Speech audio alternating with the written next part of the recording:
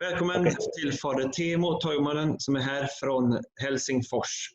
Och fader Teemu, som ni säkert känner till, så finns det i Finland 2 statskyrkor.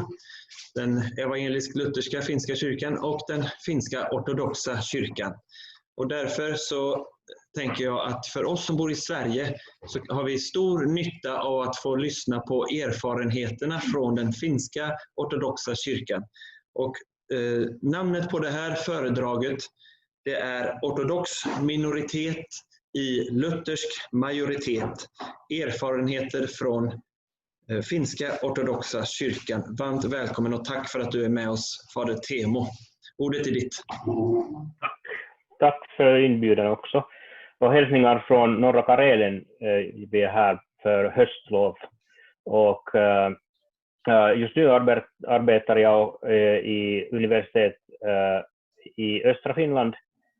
Men den här regionen som vi är just nu är en region som var nästan helt ortodox ända till 1600-talet.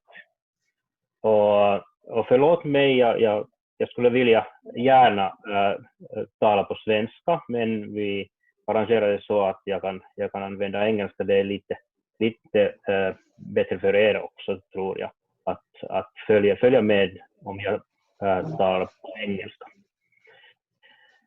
So I will try to share the screen now for the presentation. I think and I hope that we would have time for questions, but I'm not sure if my presentation takes too long, so it would be fine.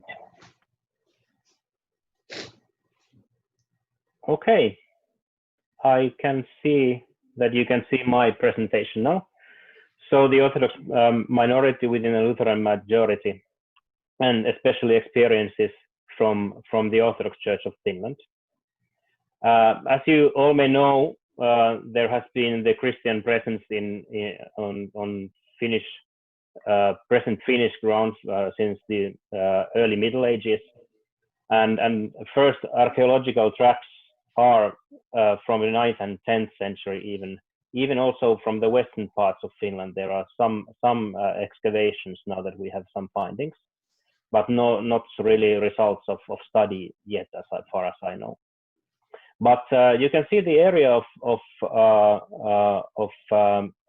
the Swedish area in Finland after the Pähkinäsaari Treaty, Nöteberg på svenska, and this still have several effects in the Finnish culture, but even there are some public health statistics that this line has been used and the border from Pähkinäsaari Treaty. But cultural and linguistic and also some religious phenomena that you can find still.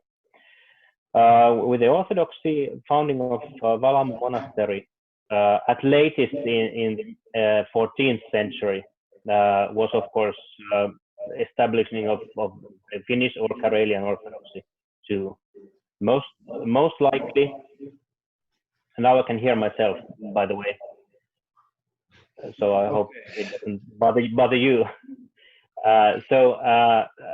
Most likely Valamo Monastery was established before the 14th century, probably into 12th century, but we are not sure. At least when the other big monastery of Konevets on Lake Ladoga was established, Valamo was there already. And the ecclesiastical establishment is around 16th century that we know of. And then 17th century changed the situations for the Orthodox people when the Swedish king conquered the areas that were I don't know if you can see around here the next peace treaty that was taken, and the philosophy of those times were that one ruler and one faith. So there were not much of room for other faiths than the Lutheran faith that was faith of the Swedish king, and many Karelians fled to Russia. Of course, it was partly political too, but mainly religious. So that was in quick the early phases of our church here in Finland. And then after Swedish rule in 1809, the rule changed, and the Russian Empire kept the Finnish constitution, or the Swedish constitution at that time, for the Grand Duchy, which had effects for our church too. So, example, founding a monastery wasn't legal before the independence, and the strong majority and the government religion was Lutheran. So when the emperor came to Helsinki, the official state ceremonies were held in the Lutheran cathedral. And then the establishment of the diocese within the Russian church happened in 1892 and began to function in 1895. And that was also the period, as you know, in the Russian Empire, the period of Russification, when we came to the end of the Russian rule.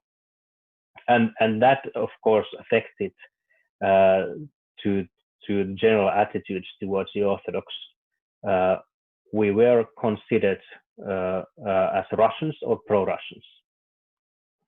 In this photo, I think you all recognize the cathedral of the Dormition in Helsinki that was consecrated in 1868, which was a symbol of the Russian rule in the capital.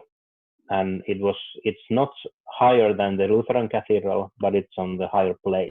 So it equals when you come from the seaside to Helsinki.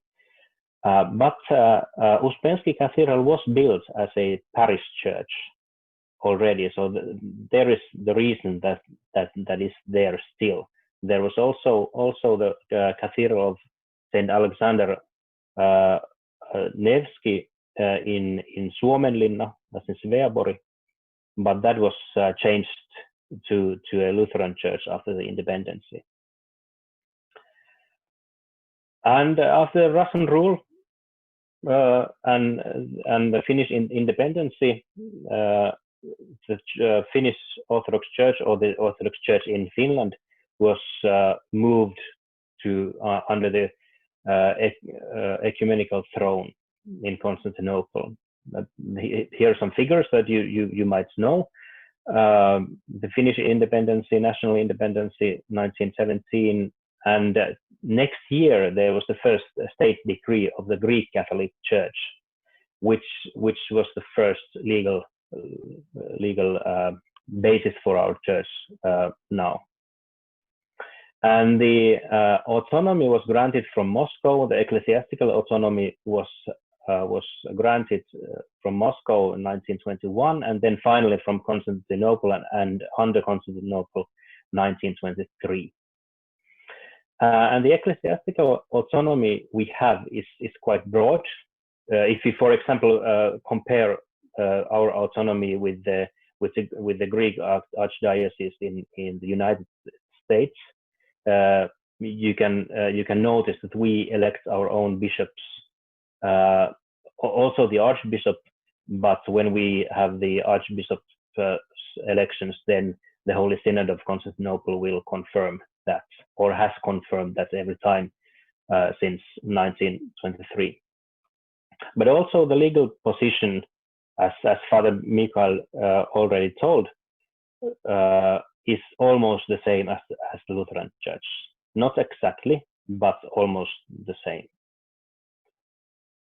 And the first decades of the independence were quite self-evidently, they were quite nationalistic. And that influence also within the Orthodox Church. And I have the name, there was a committee for nationalizing the external forms of the Orthodox Church. And the fabrics you can see in the photos in this slide, they are part of that work, designed for the church, Orthodox Church in Finland, as they would be sort of non-Oriental or non-Russian. And this was made, and it wasn't, although the name for the committee was external forms, but it also affected the liturgical life which of course, as we all as Orthodox know, this is not only external anymore when you try to influence the liturgy. So that's why I wanted to mention also the committee for nationalizing that worked.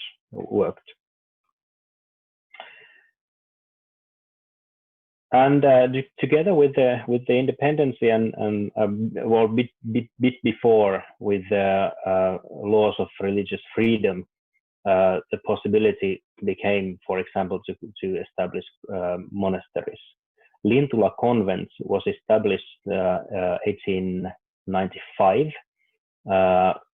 but could not be officially a convent before that legislation.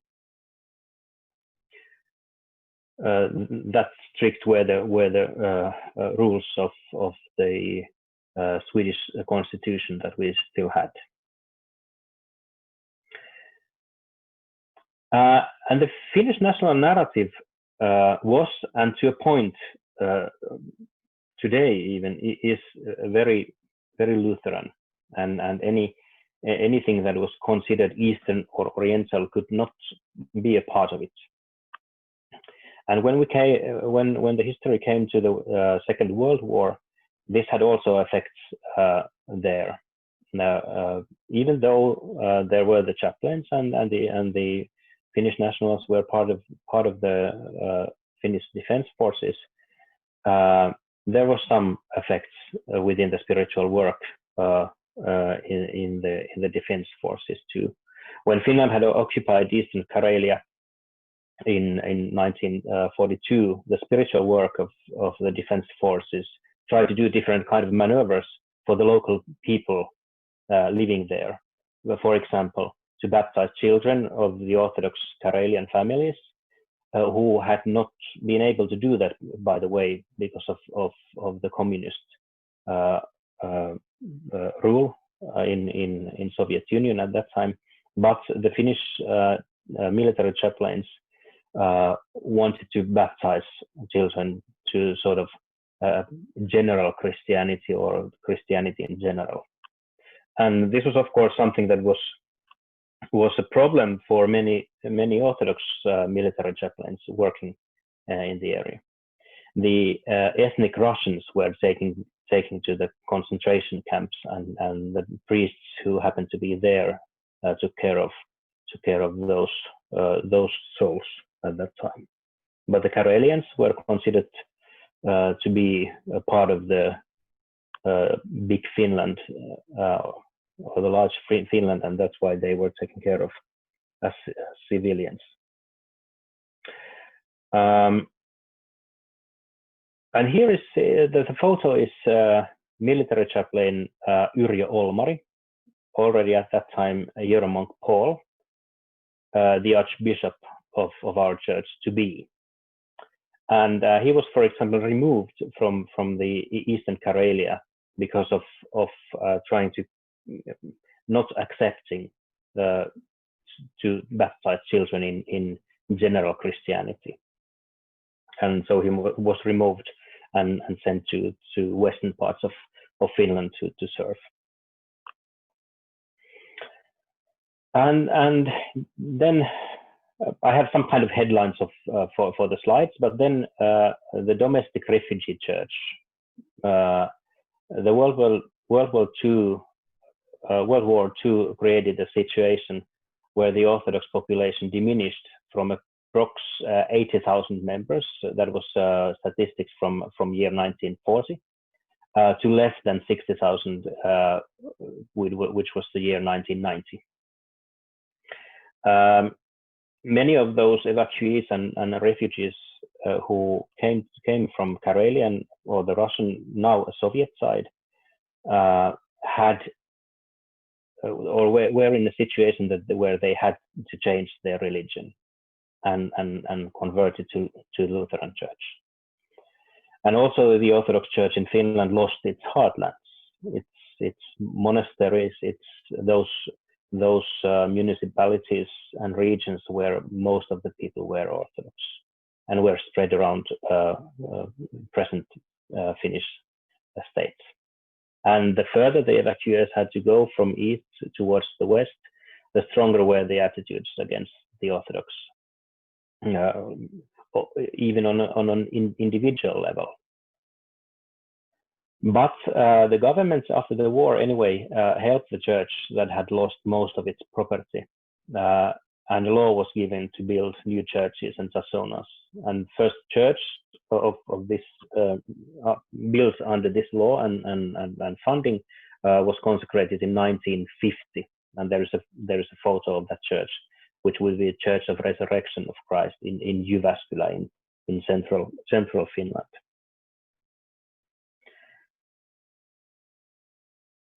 So that was time of diminishing population, and also I would there was a lot of harassment, and the identity of the Orthodox people wasn't that strong in all places and all times. And there were lots of people, when they got married to some local one, they changed their religion to Lutheran church. And later on, when it wasn't operated by the states at all, but the attitudes of the people were strong. My aunt is, for example, one example of a person who was a baptized Orthodox but joined the Lutheran church when she got married, and this was much later than the 50s and in late 60s.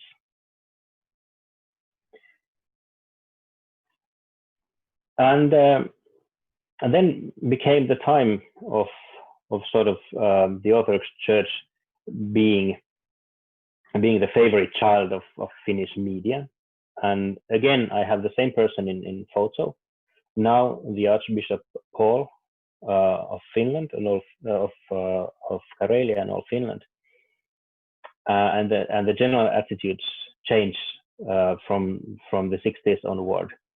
And also the converting to Orthodoxy became more popular, at least if we think the size of our church. And Archbishop Paul was a figure excellent in dealing with the media and also the public relations in the society. But he also had a strong theological and spiritual vision of building up a church, a local church in minority and in different culture that probably many of the Orthodox people, even in Finland, were used to. And this is the time when some of those people began also. There are lots of converts from mainly from Lutheran Church, but also from other denominations who have found their roots in a way. There could be that there are usually the mother or the grandmother or some aunt or someone who kept the Orthodox faith, but the children were baptized at least until year 1970, when the law changed a bit, who were baptized to Lutheran Church. If there were parents, the other one was Orthodox and the other were Lutheran, so it was more likely that the child was baptized to the Lutheran Church.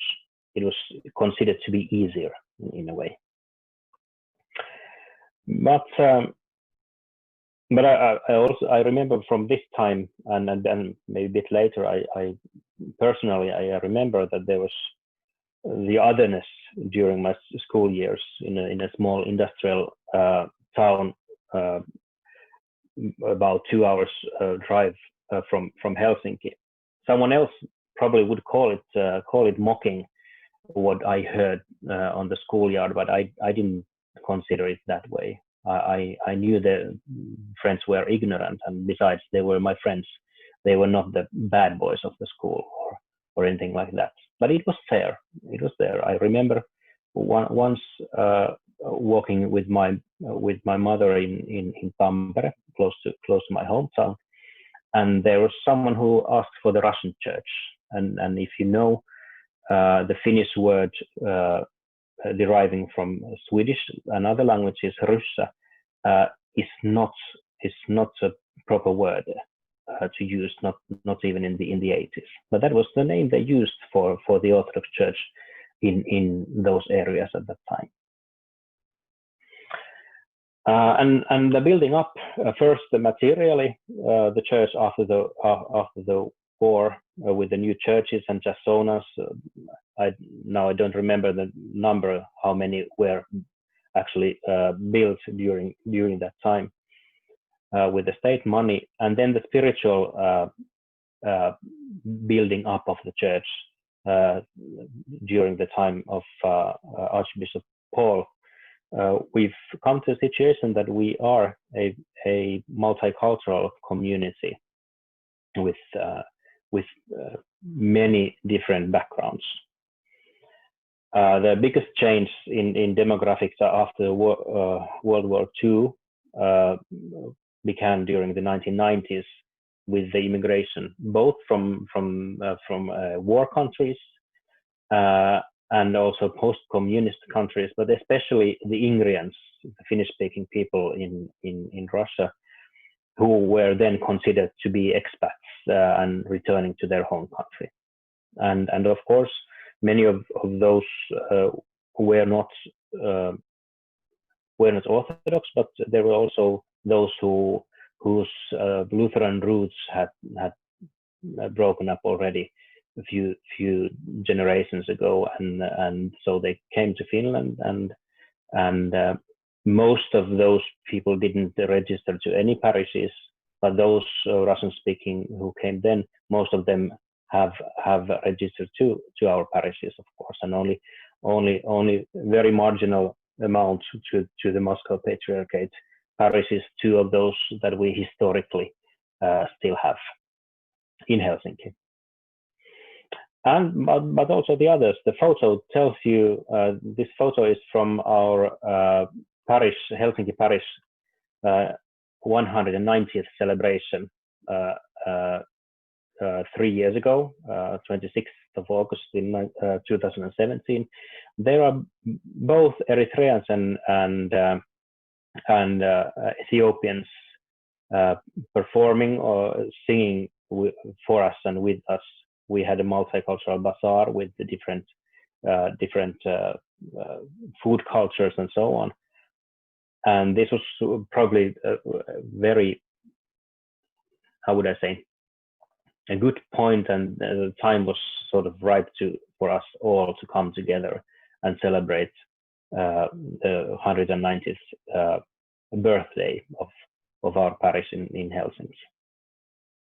And at the moment, I have all the statistics of the mother tongues, but I counted that there are all of the Orthodox Church of Finland, there are over 50 different mother tongues present in the official register that we have. So, of course, there are many of those languages that there is only one who speaks that language, but we also function, especially in Helsinki, in many different languages.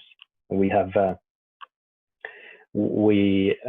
this is the Holy Trinity Church, that is the center for the Russian speaking community, although there are so many Russian speakers that they do go to all the local churches around the parish.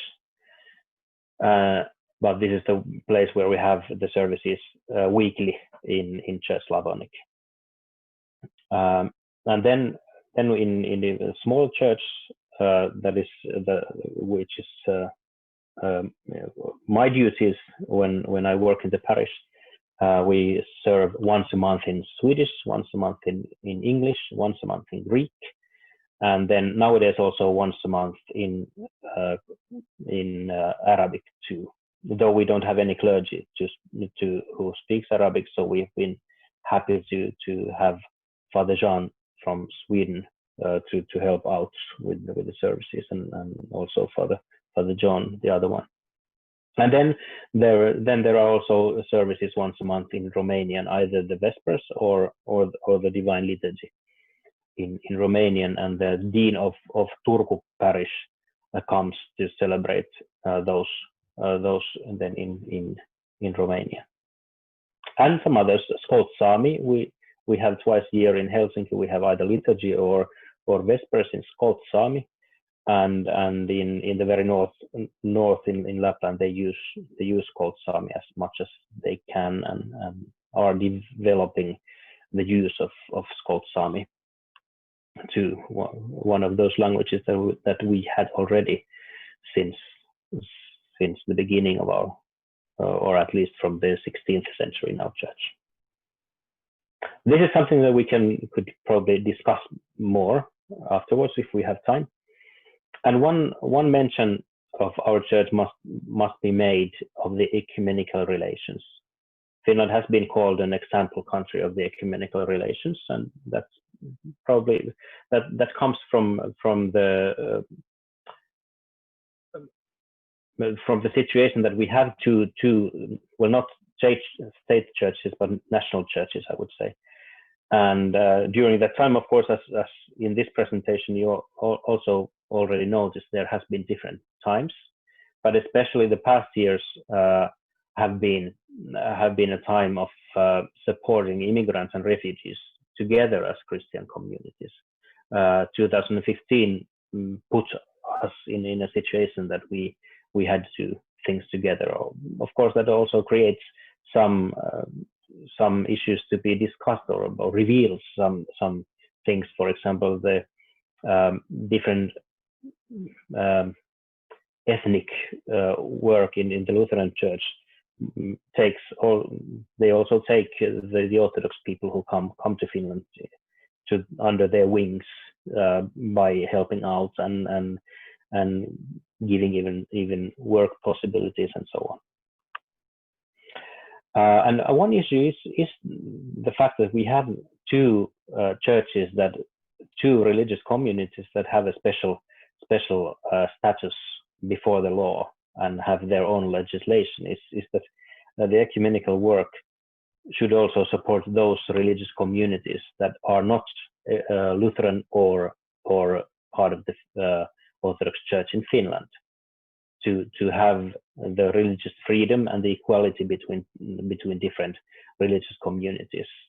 This is something that is a bit difficult, especially for the majority church and its employees who have used to some sort of some status, the majority status as such.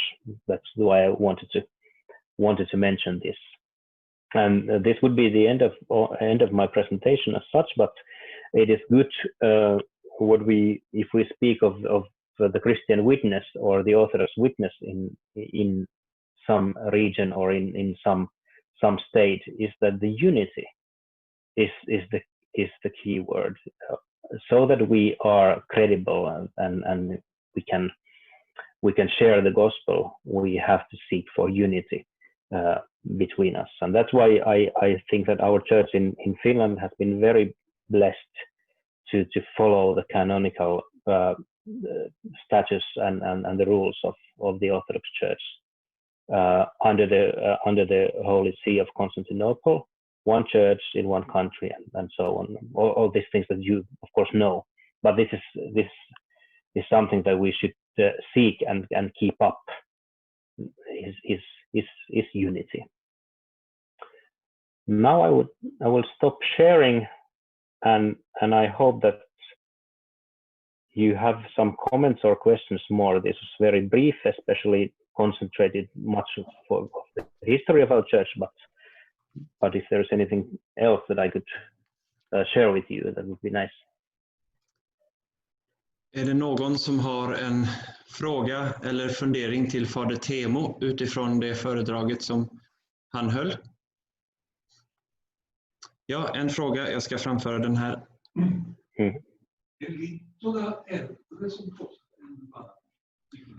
Är Lintula äldre än Vallamo som kloster? Nej. Lintula det är från... Nya Vallamo syftar han på.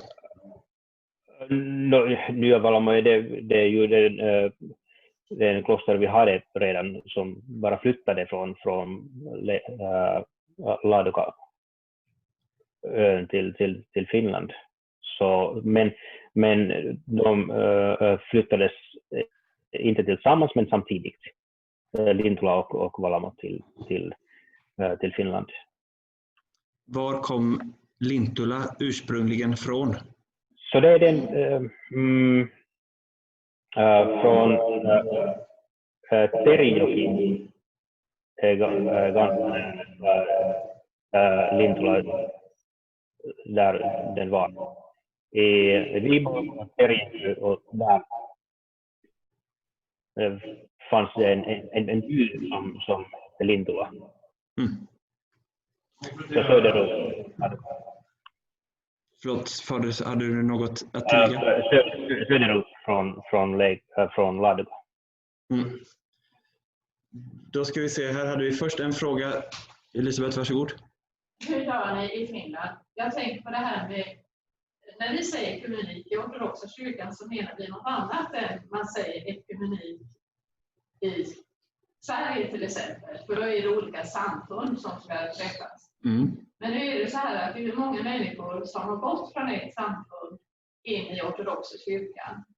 Och då har man tagit avstånd från det andra. Och jag tycker att det är intressant att höra hur man gör i Finland med de frågorna. För, ja. Hörde du, fader, eller ska jag upprepa? Det är lite svårt att höra. Ja. Jo, frågan gäller här i Sverige, så frågan gäller ekumenik generellt. Här i Sverige så är det ofta så att människor som jag själv och Elisabeth som ställde frågan har kommit från ett kristet samfund och bytt över till ortodoxa kyrkan. Och man kan inte sticka under stol med att man har lämnat det gamla av en anledning. Frågan är hur ekumeniken tar sig uttryck i Finland där den faktorn kanske inte är lika stark. Eller har ni den faktorn i Finland också? Det händer mycket att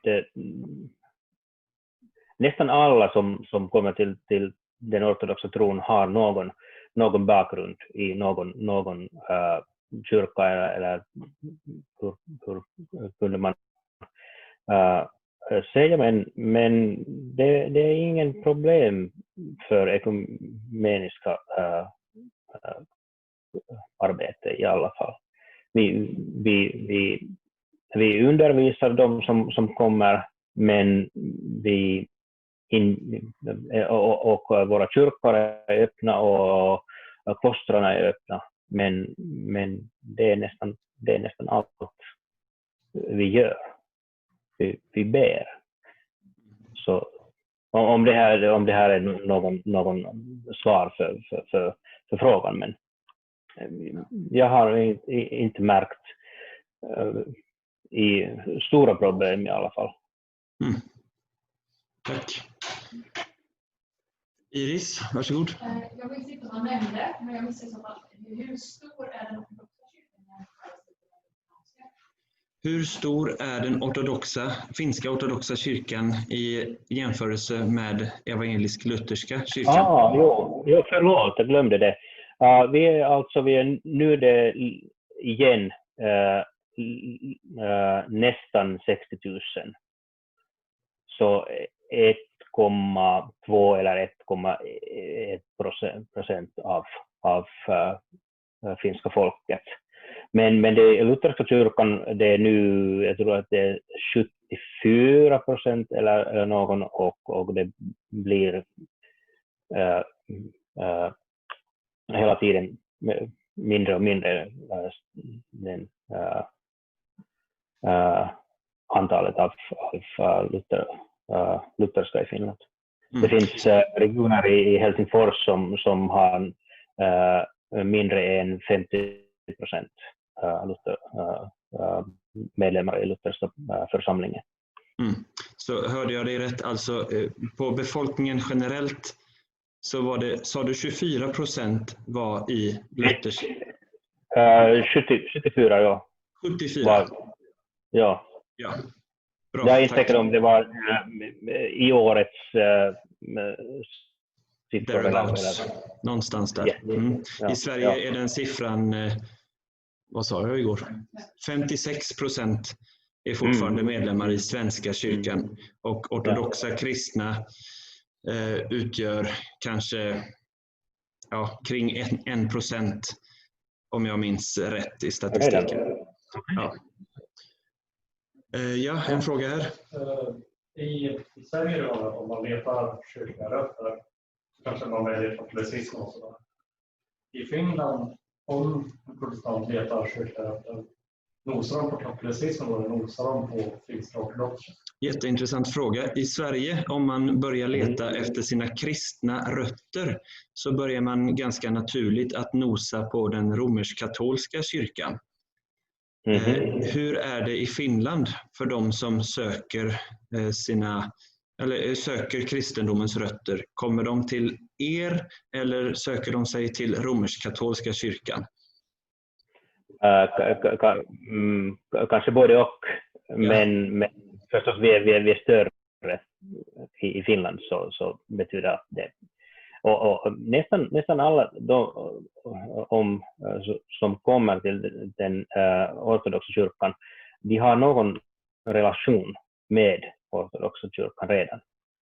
Om det inte är en släkting eller något, så då är det någon kompis eller någon från arbetsplats eller något sånt. Eller en eller någon bok om någon författare som kanske är ortodox eller så. Men det finns också de som, jag vet att det finns personer som har hittat den ursprungliga kristendomen i katolska kyrkan. En fråga om jag får ställa du nämnde att ni har gudstjänster på många olika språk med regelbundenhet i Helsingfors och kanske på andra platser också, eller? På kyrkoslaviska finns det ganska beroende på stället, och det mängden av ryska människor varierar också. Ja. Och i sydöstra Finland finns det 30% av församlingsmedlemmar är ryska, och i någon annan i nord, i Lappland kanske inte så många. Hur lyckas ni, hur ser det ut, de som kommer på den rumänska gudstjänsten eller den arabiskspråkiga gudstjänsten, dyker de också upp på den finska? Så min fråga är ute efter lite grann hur de här olika etniska grupperna och språkgrupperna interagerar med varandra i den finska ortodoxa kyrkans gemensamma tak, under taket. Förstås i Helsingfors där vi har olika liturgier på olika språk. Det är lite annorlunda än i de små församlingarna som har bara en kyrka och en präst, och de har gudstjänsten där. På finska, mest på finska, men och det beror lite om den etnicitet. Vi har nu en del av arabiska som kom några år sedan, som kristna som kom några år sedan, som har hittat sina platser i den evangeliska Lutherska kyrkan, därför att där finns 2 präster som tar arabiska. Och de lämnade den ortodoxa kyrkan där visst. Men om det går tillbaka till Syrien eller om det finns liturgi, de troligen kommer till liturgin i den ortodoxa kyrkan. Och för oss här i Norden, det är förstås en liten problem, skulle jag säga. Ja, precis. Med kyrkorätten och sådär. Ja, det är några frågor till här, fader. Okay. Daniel? Ja, han nämnde att historiskt att det finns ett föreställning om att det också är vissa ortodoxa. Jag kommer att visa kvar om man gör någonting för att möta det. Jo, du nämnde att det fanns en föreställning tidigare i historien om att ortodoxa kristna var ryssar eller pro-ryska. Frågan gäller om det lever kvar, i hur hög grad det gör det och vad Finska Ortodoxa Kyrkan gör för att ta bort den bilden.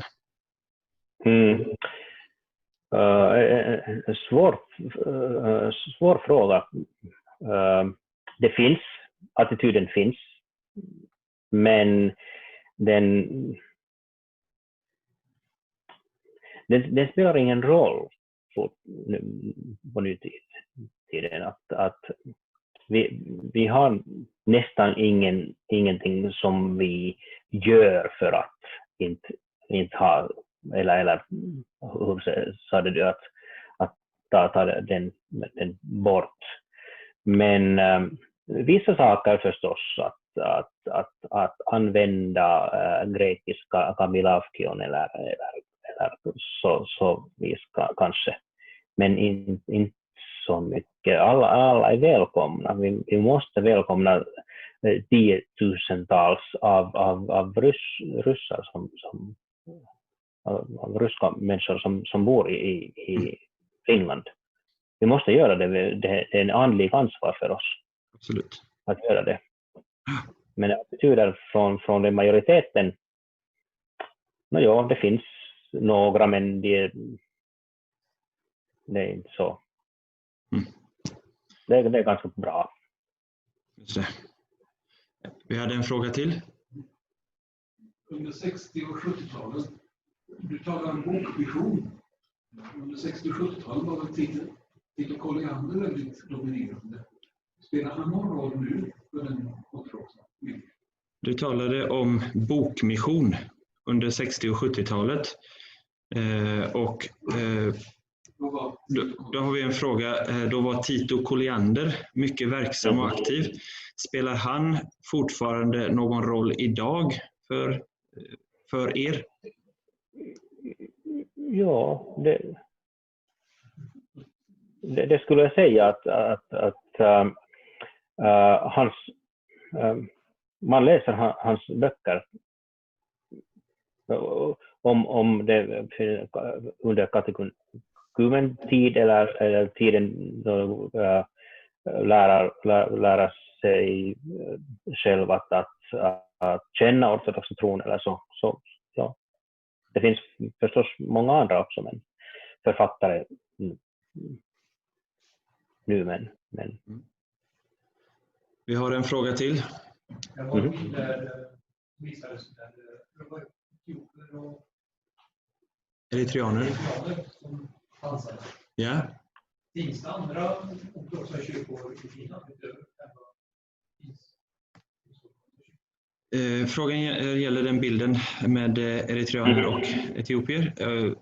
Frågan var, finns det några andra ortodoxa kyrkor representerade i Finland utöver Finska Ortodoxa Kyrkan?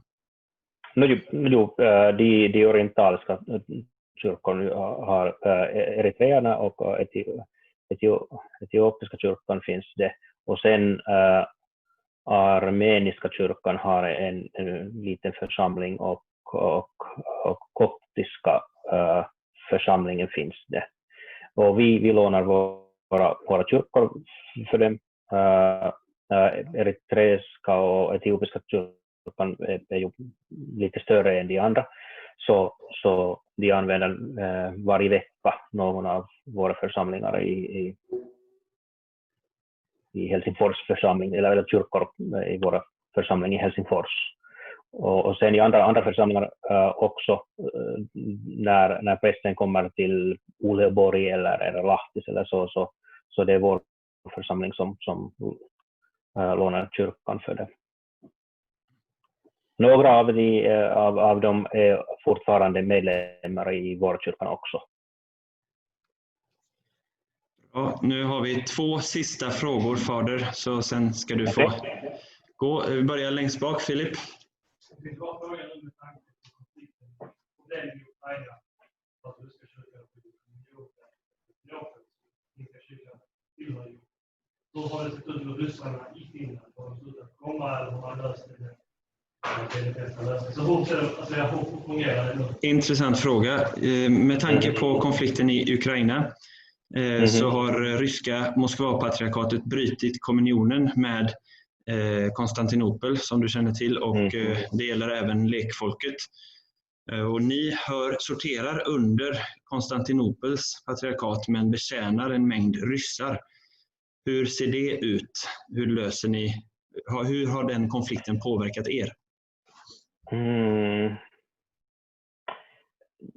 Det har varit några situationer, men det finns i Helsingfors till exempel fortfarande, och det var så före 90-talet att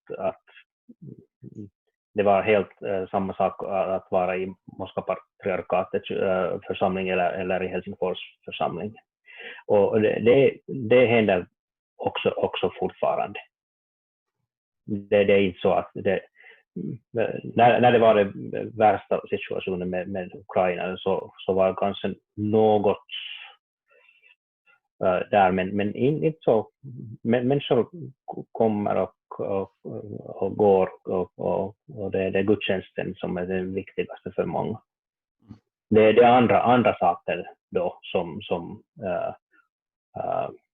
har någon mening än det här. Men jag vet att vi har haft några situationer också. Inte så mycket. Nej. Daniel? Hur ser det ut med teologisk utbildning? Om man ska läsa till präst, till ortodox präst i Finland till exempel. Om man på något särskilt ställe då, eller är det vanliga universitet? Eller hur ser det ut? Hur ser det ut? Präst till exempel. Ja, hur ser det ut med teologisk utbildning för präster i Finska Ortodoxa Kyrkan? Finns det någon institution man går till och hur skiljer det sig från prästkandidater i evangelisk Lutherska kyrkan? Jo, förlåt. Det är en annan sak som jag glömde av min presentation. Teologiska utbildningen i våra kyrkan är lika gammal som våra autonomiska kyrkor. Så 1918 grundades den seminarium i Sortavala som var det första, och sen 1988 grundades den ortodoxa skolan inom universitetet i Joensuu, som är nu en del av universitet i östra Finland. Så där har vi en teologisk, termerna är lite svåra, men teologisk skola inom den universitetet, stadsuniversitet, som är den enda plats man kan studera ortodox teologi och bli en fulltidigt präst eller kantor i våra kyrkor. Om någon studerar någon annanstans så det är det synoden som bestämmer vad man måste göra eller studera mera. Om du har en diploma från Athena eller Sankt Petersburg eller New York eller från Helsingfors också, så är det 60 ECT att man borde göra för att kan ha en ständig arbete i våra kyrkor. Tack så mycket, fader. Ett stort tack till fader Teemu Toivonen som har pratat för oss.